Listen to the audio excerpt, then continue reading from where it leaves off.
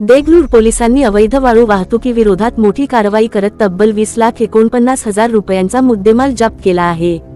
या कारवाईत विनापरवाना वाळूची वाहतूक करणारा हायवा टिप्पर ताब्यात घेण्यात आला असून चालकाविरुद्ध गुन्हा दाखल करण्यात आला आहे।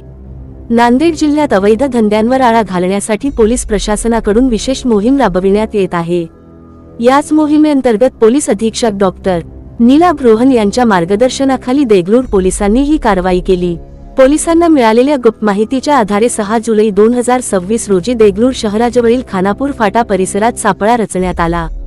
तपासणी दरम्यान TS 36-1-3865 क्रमांकाचा हायवा टिप्पर अडविण्यात आला। चौकशीत वाहनातून कोणताही वैध परवाना नसताना लाल वाळूची वाहतूक सुरू असल्याचे पोलिसांना आढळून आले।